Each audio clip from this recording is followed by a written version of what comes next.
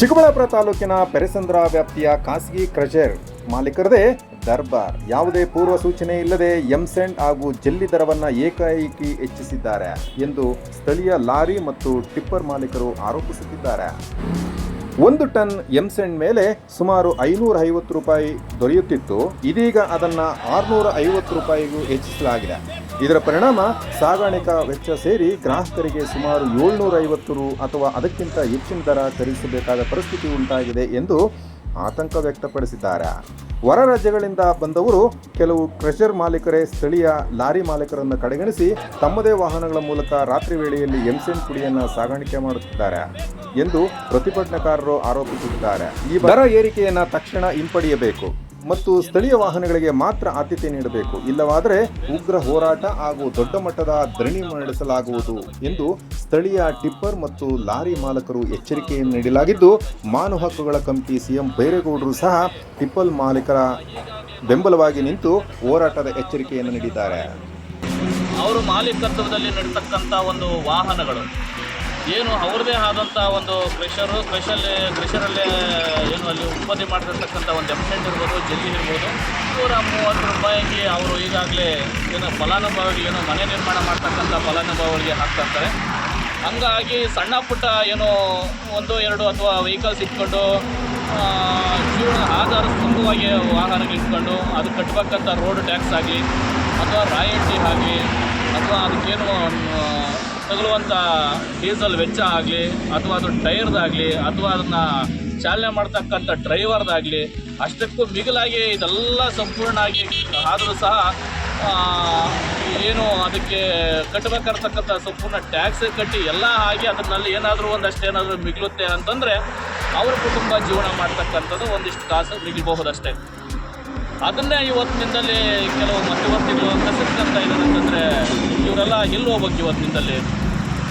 ಹಂಗಾಗಿ ಇವರು ಅದ್ರ ಬಗ್ಗೆ ಸ್ವಲ್ಪ ಏನು ವೆಚ್ಚದ ಬಗ್ಗೆ ಪ್ರಶ್ನೆ ಮಾಡೋದಂತಂದಾಗ ಏನು ನಮ್ಮ ಪೆರೆಸಂದ್ರ ಪೊಲೀಸ್ನವರು ನೇರವಾಗಿ ಬಂದು ಇವರಿಗೆ ಅದನ್ನು ನೀವು ಹೋರಾಟ ಮಾಡಬಾರ್ದು, ನೀವು ಅದನ್ನು ಕೈ ಬಿಡಬೇಕು ಅಥವಾ ಗಾಡಿಗೆ ಓಡಾಡೋದಕ್ಕೆ ನೀವು ಅನುಕೂಲ ಮಾಡಿಕೊಡ್ಬೇಕು ಅಂತಂದರೆ ಇದು ಯಾವ ಮಟ್ಟಕ್ಕೆ ಸರಿ. ಇಷ್ಟು ಜನ ಏನೋ ಒಂದು ಮಾಲೀಕರಿದ್ದಾರೆ, ಇಷ್ಟು ಜನ ಏನೋ ಡ್ರೈವರ್ಗಿದ್ದಾರೆ, ಇವ್ರು ಹೊಟ್ಟೆ ಮೇಲೆ ಹೊಡೆಯೋದಕ್ಕೆ ನಿಮಗೆ ಹೆಂಗೆ ಮನಸ್ಸು ಬರ್ತಾ ಇದೆ? ಜಾಸ್ತಿ ಮಾಡಿದ್ದಾರೆ. 420 ರೂಪಾಯಿ ಇರೋದು 550 ರೂಪಾಯಿ ಮಾಡಿದ್ದಾರೆ.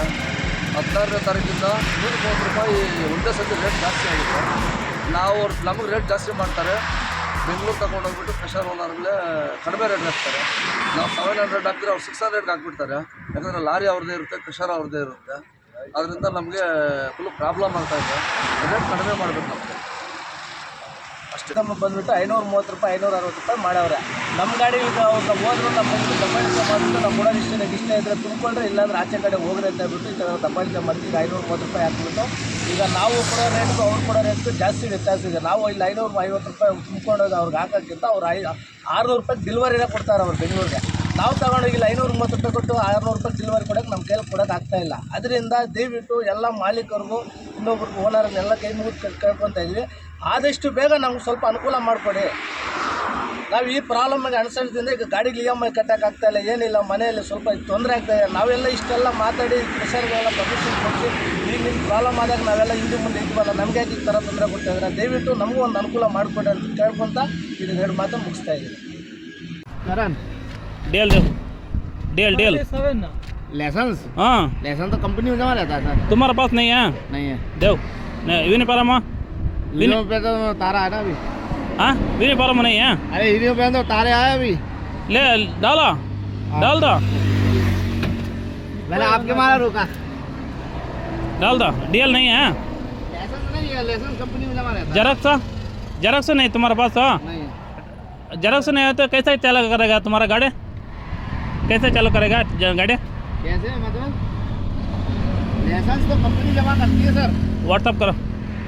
व्हाट्सअप करा. ಚಂದ್ರ ಟೈಮ್ ಎಂತ ಅನ್ಸುಡೆ? ಟೈಮ್ ಎಂತ ಅನ್ಸುಡಿ ಬಿಡ? ಟೈಮ್ ಎಂತ ಅನ್ಸುಡೆ? ಯದ ಸೂಪೆ 10:17 ಹ್ಞೂ 10:17ಗೆ. ಹಾಂ, ಈ ನಿಮ್ಮ ರಾಯಲ್ಟಿ ಟೈಮ್ ಏನಾಯ್ತಾ? 9 ಗಂಟೆ ಲೋಡ್ ಏನಿದೆ కాదప్ప PM అదే నీ పానుకోల నేను 23, 20, 24 9 గంటల లోడ్ అయినది ఏమిటి నీకు ఇది పిఎం ఏమిటికి వస్తుంది ఇప్పుడు 10 ఏం వచ్చేదే ఇదే పిఎం నైట్ అర్థమైనా